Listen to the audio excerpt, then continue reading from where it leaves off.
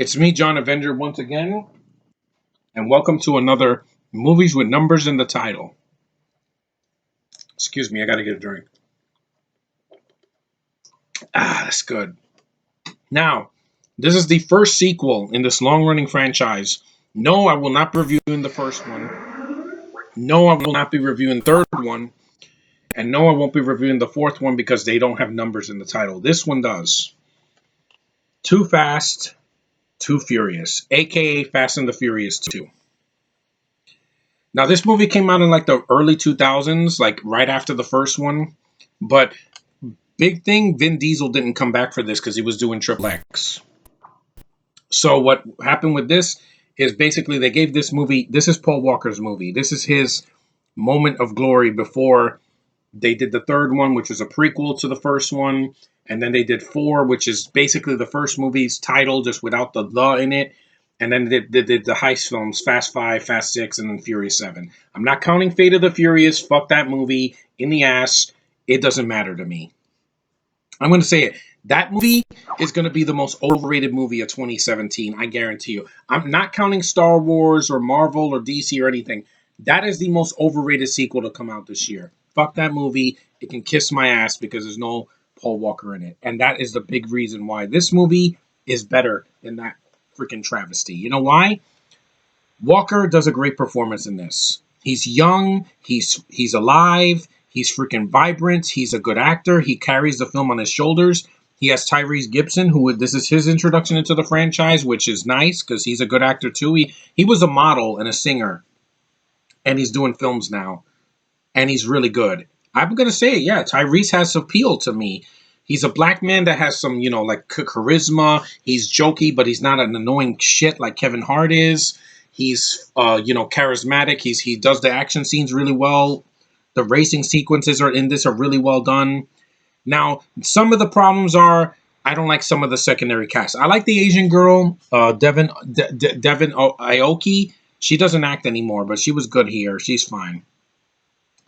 And Cole Hauser, I like him in the movie. He's a good actor as well. You got Ludacris. This is his introduction in the franchise. James Remar. But there's one person in the front cover that I do not give a shit about in this movie, and that's this waste of space right here, Eva Mendes. I'm sorry. I don't care how big your ass is. You're not a good actress. After I saw Ghost Rider, I'm like, you're dead to me. You are D-E-A-D dead to me. Okay? You can't act. Your accent or on and off again accents that you have in these movies is freaking terrible. You switching from English to Spanish is not for me. I'm sorry. I'm watching an American action freaking, thriller with Paul Walker. I don't need your bullshit Spanish. I know most of these films have Spanish people. This also doesn't have Michelle Rodriguez. Thank God. Because not a fan of that actress either. She can kiss my ass. But Eva Mendes, I think, is way worse. At least Michelle Rodriguez is active in the movie. Here, she's here for eye candy. She sucks. That Puerto Rican guy, that bald-headed Puerto Rican guy in the beginning, I was like, please shut the fuck up. Please shut the fuck up. Please shut the fuck up. I was saying that in my head. Because I'm like, these side characters, these Spanish wannabes, don't care about them.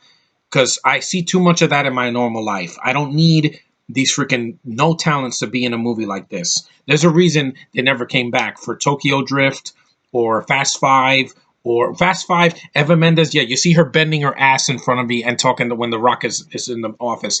Yeah, not a good image when you want to think about it. Yeah, for us guys, they did that for eye candy. I'm like, I'll just look at Beyonce's ass, or Scarlett Johansson, or Natalie Portman.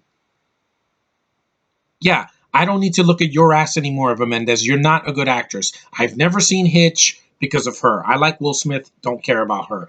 I don't like her here. I don't like her in Ghost Rider. I don't like her in freaking these comedies that she's done. She's just not appealing to me, okay?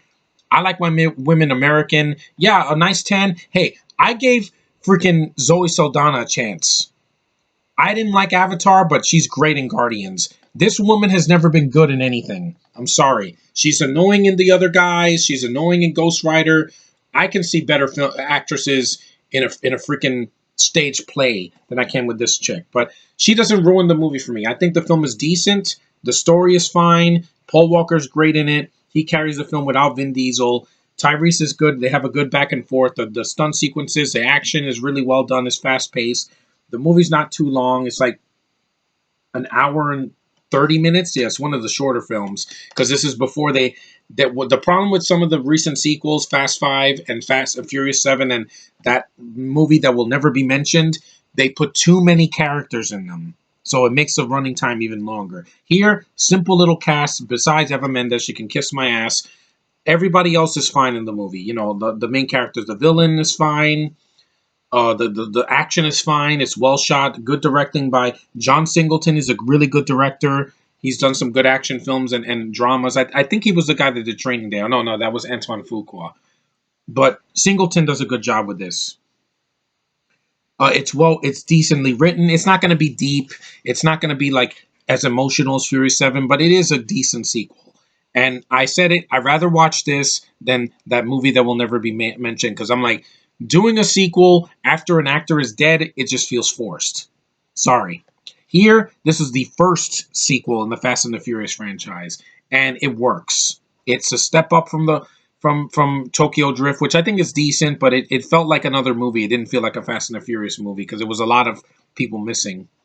But it is decent. I'm glad I got the Steelbook. I got rid of the digital copy because I don't want to hear Eva Mendes in my headphones. Just no, it does nothing for me. Like this is the Blu-ray. I got the DVD separate so I could hear the commentary by Singleton because he's worth a damn. I'd rather see this than any of Michael Bay's recent stuff because he's just a hack of a director. And it's a well shot film, good decent locations, fun action movie. Is it better than Fast Five? No, but the first time I saw Fast Five, I was not a fan. Only because I thought it was too long, and like I said, the side characters annoyed me from Brazil or whatever. Just not a fan. Like I said, I like my women American or Canadian. I'm not gonna really, speak ill of them. Because at least Canadian women don't have a shitty accent and they're not bending over with their ass in my face in a sequel and have no dialogue and no acting experience. Sorry, but it's a fun movie. Despite my problems with it, it's a fun movie. I'm gonna be honest. With a sequel, if there's an actor I don't like or an actress I don't like, you're going to hear from me loud and freaking clear. And this one has one person that just doesn't belong in this franchise. There's a reason they got rid of her after Fast Five. They put Gal Gadot and Michelle Rodriguez came back, and freaking they had Chris Hemsworth's wife. I think it's Elsa Pataki. She's in Fast Five, Fast Six, and Furious 7. Yeah, she's fine because she's a cop and she does things. This waste of space doesn't do anything. Paul Walker, I miss him. He was the reason to watch this film. Watch it for him, not for her, for him, and for him, because they have a good back and forth. And he carried this movie without Vin Diesel. He proved it. And Walker, I was going to miss him. I really am. Because let's face it, without him, this franchise is no more. Sorry, I know he's not in Furious. He's not in Tokyo Drift, but Lucas Black or Lewis Black, or whatever his name is. Yeah, I think it's Lucas Black. He was fine. He was okay. He's no Paul Walker. He has a southern accent, but he's fine. And he's better than anybody in the recent film that came out. I'm sorry. I like Kurt Russell. I'll see him in Guardians 2. I like The Rock. I can see him in any other franchise. He's doing like 15 franchises now. And I don't care for Charlize Theron. Like I said, I'll take Eva Mendes in this movie because I don't like her in the film, but she's only in one movie. Charlize is in everything now. I'm sick of it. But this is a decent movie. Watch it with your friends. Shut your brain off. It's not deep. And I'd rather sit through this than the new one. I'm sorry. That's how I feel. No Paul Walker, no freaking deal. And that's all I'm going to say about that. Anyway, it's a decent film. I like the film. It's not like I hate the film. I have it for a reason because of Paul Walker and Tyrese Gibson. Without those two, I would be like, yeah, it's a one watch and I'm a one and done. But hey, they're in it, so I get to have fun and I get to watch Paul when he was alive and well, and a car didn't end his life. This was 10 years before his accident. But man, fate is so cruel, just like the new movie. But anyway, I'm gonna end it on that. Thanks for watching, guys. I just wanted to get this out of the way because I'm like, my friend wanted to hear my thoughts on this. I like this movie. I do. I still need to see the first one, but it's not it doesn't have a number in it, so I want to just review the ones that do have numbers. This one, the next one will be Fast 5, then Fast 6 when I see that, and then Furious 7. But that movie that will not be named can kiss my ass. I'm sorry. Oh, it's got good action. It's really long and epic. Blah, blah, blah. It's mindless fun, but it's not for me. Like I said, no Walker, no deal. Later.